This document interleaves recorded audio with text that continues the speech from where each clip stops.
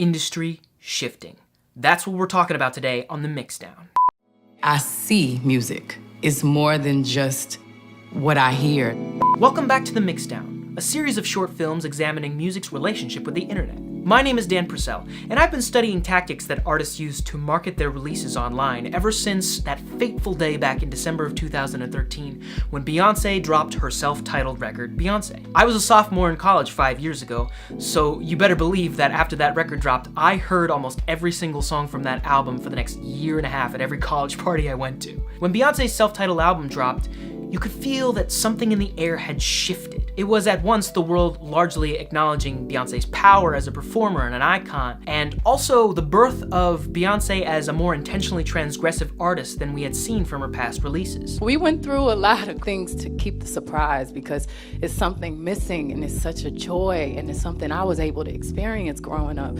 And I really, really wanted to surprise people and for them to really just hear the art and it not be about the hype and the promotion. It was record-shattering, internet-breaking music, and it signified the birth of something that I like to call the event artist. Artists who are capable of creating blockbuster levels of hype with their craft, much in the same way that event films like Avengers: Infinity War, Black Panther, and The Fourth Awakens, Avengers: Infinity War, Black Panther, or The Fourth Awakens again, and The Force Awakens dominated the public conversation after their release. We've had a couple instances of these event artists in the years following the release of self-titled. Beyoncé actually did it 2 more times, once with Lemonade and a second time with Everything Is Love, but one of these moments with event artists stands out from all the rest. 5 years after event artists began to dominate the music industry, a young woman sent out a single tweet with 3 words that once again created a culture-shifting impact. I'd like to posit in this episode of the Mixdown that we're seeing a new type of event artist take shape with the release of Thank You Next. Now, it's no secret that Ariana Grande has become one of the most popular pop artists in the last 5 years or so. This is in part due to her powerhouse vocals and dedication to the craft of R&B music, but it's also due in part to her presence on social media platforms. Ariana makes the conscious choice to engage with folks on a genuine person-to-person level, and I find that to be pretty refreshing in an era where you can just throw music out with a cool Instagram presence. I'm always more curious to hear what my fans have to say about my music than like my label or anybody, because I feel like we have such a close bond and connection. That's why, in my eyes, the strategy with the rollout of Thank You Next, both the music and the video, has been the culmination of all those things, a masterstroke of social media marketing that has earned Ariana Grande some incredible autonomy within the music industry itself. Thank You Next came almost immediately after, if not right in the middle of, the album cycle for Ariana Grande's last album, Sweetener, which was only released in August of 2018. And now it's time for Dan Explains Music Industry Terms. This segment will feature the album cycle. An album cycle, or an album era, is generally defined as the promotional cycle for a single album for a single artist, which may include, but is not limited to, lead-off singles, music videos for the accompanying singles, promotional appearances for the album on radio and television, a national or international tour, and merchandising related to the themes of the album. This has been Dan Explains Music Industry Terms.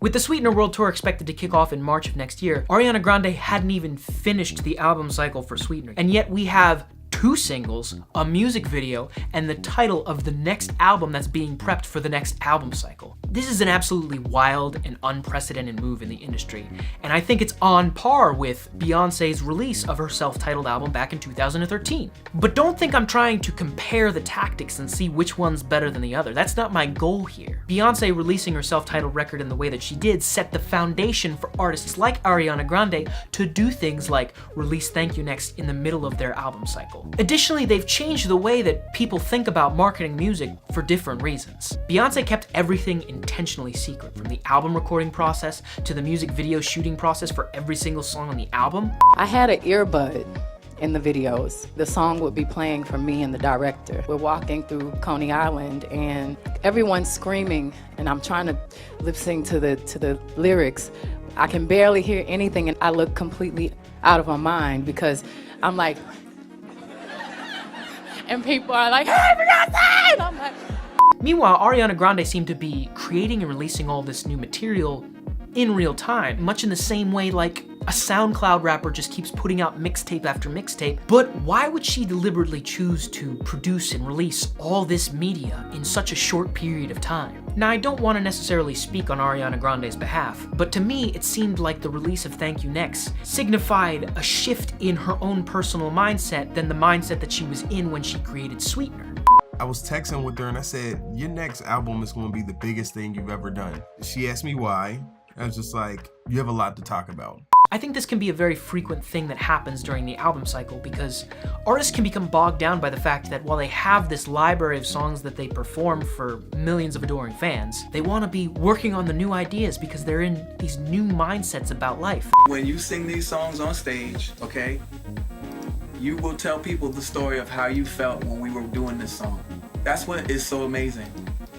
You will have this to look back on. I actually heard an exchange on this subject happen live on the Elvis Duran show one day. The artist Alex Iono was in to promote his new single Big Mistake, and he was there playing an acoustic version of the song when all of a sudden he just stopped playing the song altogether and was like, you know what? I'm gonna play a brand new song that I wrote just a couple of weeks ago. It's brand new, nobody's heard it, it doesn't even have a title. I'm just gonna play it for you. His performance of that new song demonstrated that he was in a completely different headspace than he was when he wrote and performed Big Mistake.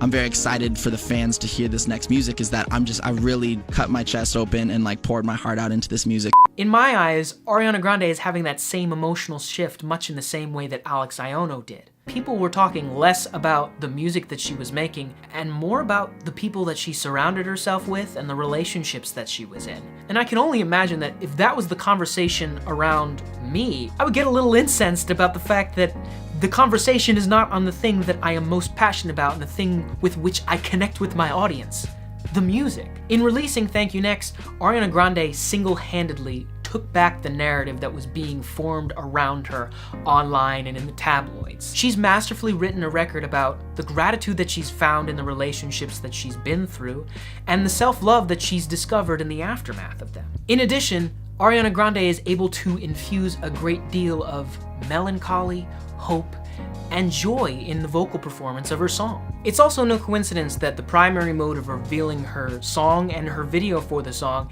came through the use of her social media account. The day after the song came out, Ariana tweeted, "Thank you for hearing me and making me feel not so alone. I truly am grateful, no matter how painful."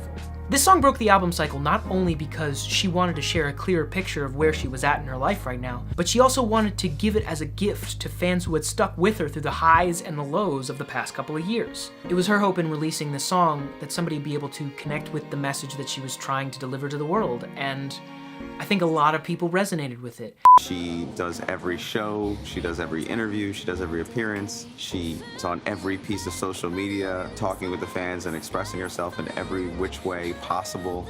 But that's who she is, and that's why she's having this moment. That's why she's a superstar.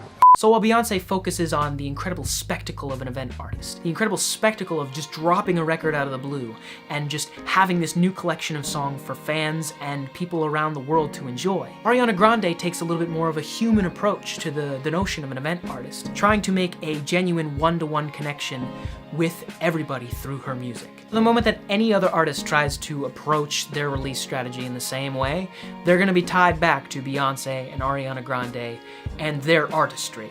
I can confidently say that both artists have defined and will continue to define the event artist experience in their own way in the years to come. That's it for today's episode of the Mixdown. Feel free to leave a comment if you agree or disagree with my thoughts. I'm totally 100% open to discussion on these topics. Also, feel free to leave a comment detailing your favorite Beyoncé or Ariana Grande album. If you want to talk to me on other platforms, I am also on Twitter and Instagram at Dan Purcell. Feel free to reach out to me there. And until the next episode of the Mixdown, I will see you guys very soon.